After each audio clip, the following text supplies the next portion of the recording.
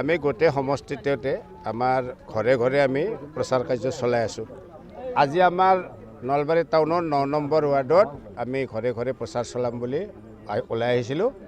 কিন্তু আমি এটা গলিত প্ৰচাৰ কৰাৰ পিছতে চাৰিওফালৰ পৰা বান্দৰ বাহিনীৰ দৰে আগুৰি ধৰিলে আমাক, আৰু দেখিলোঁ তাত ভোটাৰ কম, মানে নন ভোটাৰ যিবোৰ সৰু ল'ৰা ছোৱালীবিলাকক আগত লৈ শিখণ্ডিৰ দৰে এটা জাল, শিখণ্ডিক যেনেকৈ ঢাল কৰি পেলাই ভীষ্মক হত্যা কৰিছিল, ঠিক তেনেকৈ শিখণ্ডিৰ দৰে কিছুমান ভোট নোহোৱা ল'ৰা ছোৱালীক আনি আগত দি কেইজনমান ঠিকাদাৰ বুলিয়ে মই ক'লোঁ, তেওঁলোক যন্ত্ৰমূল্য বৰুৱাৰ মানে চামচা হয়। গতিকে তেওঁলোকে যন্ত্ৰমূল্য বৰুৱাক এনেকৈ জিকাব বুলি ভাবিছে। গতিকে এইবিলাক কথাত আমি অত্যন্ত মৰ্মাহত হৈছোঁ যে আমিবিলাকে এই ল'ৰাবিলাকৰ লগতে ডাঙৰ হৈছোঁ। গতিকে এই ল'ৰাবিলাকৰ লগত আমি আৰু কাজিয়াত যাব নোখোজোঁ, কাৰণ আমি ইলেকশ্যন ইতিমধ্যে আমি জিকিম। এইটো গম পাইছে সকলে যে আমাৰ নলবাৰী সমষ্টিত আমাৰ কংগ্ৰেছৰ 3টা প্ৰাৰ্থীয়ে জিকিব, অগ্ৰগতি লাভ কৰি আছে। গতিকে এই সময়ত তেওঁলোক হতাশাত ভুগিছে। হতাশাত ভুগি তেওঁলোকৰ নেতাটো আৰু গৰু চোৰ যন্ত্ৰমূল্য বৰুৱা। গতিকে তেওঁৰ যেতিয়া নিকৃষ্টতম গৰু চোৰতে আছে, তেওঁ আৰু মানুহক বাধা দি অগণতান্ত্ৰিক প্ৰক্ৰিয়া চলোৱাতনো কি টান কথা। গতিকে তেওঁ এই মেলি দিছে এইবিলাক গুণ্ডা বাহিনী, যে তাৰ মানে কংগ্ৰেছক প্ৰচাৰ চলাব নিদিবি। ইতিমধ্যে মানুহৰ হৃদয়ত কংগ্ৰেছৰ হাতখন অংকিত হৈছে। মানুহে এই সোণপুৰত বাধা দিছে নহয়। মই ক'লোঁ চাব, কাউণ্টিঙৰ সময়ত 9 নম্বৰ বুথত চাব আমিয়ে বেছি ভোট পাইছোঁ। তাৰমানে যিবিলাক অসহায়, যিবিলাক দুখীয়া মানুহ, এহেঁতৰ লগত পাল্লা দিব নোৱাৰে। গতিকে সেইবিলাক মানুহে মনে মনে সংকল্প লৈছে যে আমি হাততে ভোট দিম। আৰু আমাক অপদস্থ একো কৰা নাই, আমাক কৈছে আপোনালোকে এইফালে নাযাব। মই ক'লোঁ যে এই ছোৱালীজনীৰ এই কাপোৰ ফালি দিছে, তেওঁলোকে ছোৱালীজনীক অকলে পাই এই মহিলাই ফালছি। এনেকুৱা হ'ব নাপায়।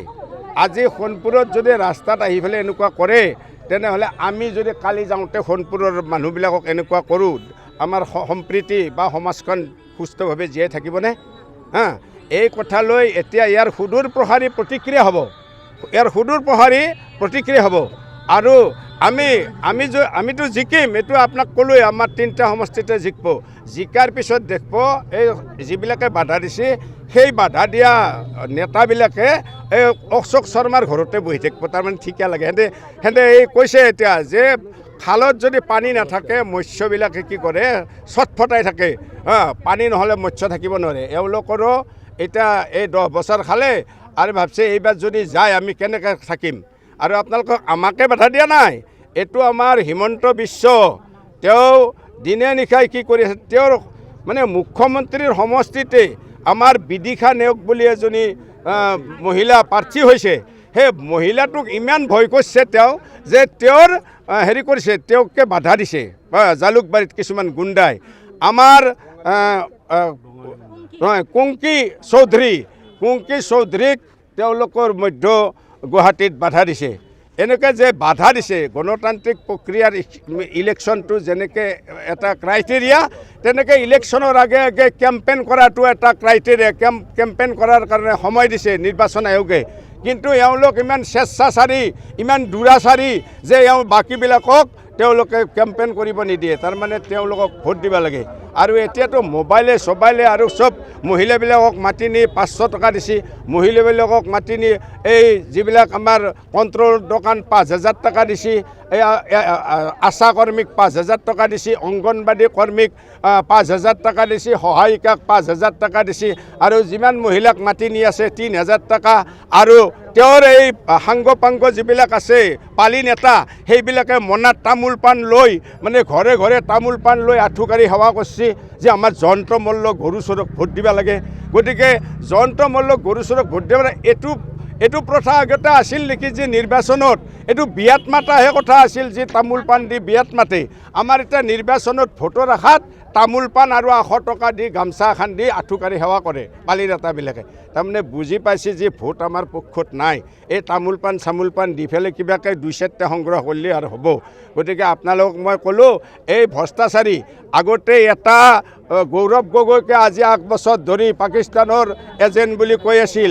এই পাকিস্তানৰ এজেণ্ট পাছত সদায় সেইটো ৰাতিপুৱাৰ পৰা ৰাতিলৈকে সেইটোৱেই সেইখানে কৈ থাকে।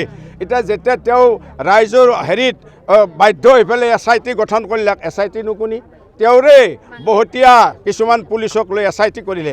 SIT ৰিপৰ্ট দিলে, ৰিপৰ্ট দিয়াৰ পিছত কি হ'ল, তেওঁতো ক্লিন চিট পালে যে SITত আকৌ তেওঁ হেৰি উলিয়াব নোৱাৰিলে। গতিকে এটা গগৈৰ ভয়তে ইমান তেওঁ থৰকাচুটি হৰাই আছিল। এতিয়া 3টা গগৈ লগ লাগছি, লুৰিণজ্যোতি গগৈ, অখিল গগৈ, গৌৰৱ গগৈ, 3টা গগৈ যেতিয়া লগ লাগিল, এনাক লগ লাগবাক লাগি দিয়া নাছিল, ভিতৰে চেষ্টা কৰি আছিল। কিন্তু তিনিওটাই লগ লগাৰ পিছত একেবাৰে বলিয়াৰ দৰে হৈ গৈছে যে আমি হাৰাটো খাটাং, উজনিটো উচ্চন হৈ গৈছে। এক পৰহিৰ পেপাৰত লেখছি কিছুমান নিৰ্ভীক সাংবাদিকে যে উজনি আৰু উত্তৰ অসমত 43টা সিটৰ ভিতৰত 33টা ইতিমধ্যে বিৰোধী ঐক্য মঞ্চই পাব। সেইটো কথা। নামনিতো আজি ধুবুৰী গোৱালপাৰাত তাতো আমাৰ 32টা আসন পাব। গতিকে 30টা আৰু 32টাই 62টা হ'লে আমি চৰকাৰ কৰিব পাৰোঁ। আৰু আমাৰ এতেও আমাৰ 3টা জিতব। আৰু আমাৰ হেৰিত বজালিতো আমাৰ প্ৰাৰ্থী আছে, তেওঁ জিতব। গতিকে আমাৰ চৰকাৰ কৰিব পৰাকৈ আমাৰ সম্বল হৈছে। আমি সেইকাৰণে যুদ্ধত যাব খোজা নাই। আৰু বাধা দিলেও কথা নাই। সোণপুৰত যিবিলাক আমাৰ কংগ্ৰেছী মানুহ আছে, ভাল পোৱা মানুহ আছে, সোণপুৰৰ এতিয়াও আমাৰ লগত 20 জন মানুহ আছে।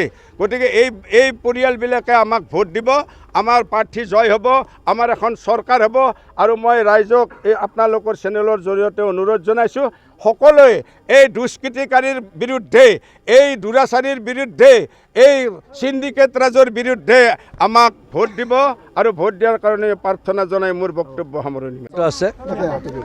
আজি আমি 9 নম্বৰ ৱাৰ্ডত আমি ঘৰে ঘৰে প্ৰচাৰ কাৰ্য চলাবলৈ আহিছিলোঁ। আৰু আহোঁতে এটা অপ্ৰীতিকৰ ঘটনা হ'ল, যিটো গণতন্ত্ৰক হত্যা কৰাৰ এটা নিকৃষ্ট উদাহৰণ। মই ভাবি নাপাওঁ এই নীতিনিষ্ঠ বুলি দাবী কৰি ফুৰা দলটোৱে কেইজনমান মানুহক লৈ আমাৰ প্ৰচাৰ কাৰ্যত বাধা দিছে। মানে অতি আচৰিত হওঁ। গণতন্ত্ৰত এনেকুৱা পৰম্পৰাটো আগতে কেতিয়াও নাছিল। এইটো বিজেপি নেতৃত্বাধীন চৰকাৰ অহাৰ পৰাহে এইবিলাক হৈছে। ভীতিগ্ৰস্ত হৈছে নেকি? তেওঁলোক ভীতিগ্ৰস্তৰে এইটো এটা উদাহৰণ। কাৰণ আপোনালোকে দেখিছে যে তেওঁলোকৰ যিবিলাক কথা কৰ্ম, নিৰ্বাচনত যে তেওঁলোকে হাৰিব সেইটো মুখ্যমন্ত্ৰীৰ পৰা প্ৰতিজনে জানিছে। পানী নহ'লে যেনেদৰে থাকিব নোৱাৰে, হিমন্ত বাহিনীও ক্ষমতা নহ'লে থাকিব নোৱাৰে। ক্ষমতা যেতিয়া হাতৰ পৰা গুচি যাব তেতিয়া তেওঁলোকে কি কৰিব সেই কথা ভাবিয়ে তেওঁলোক নিৰুপায় হৈছে।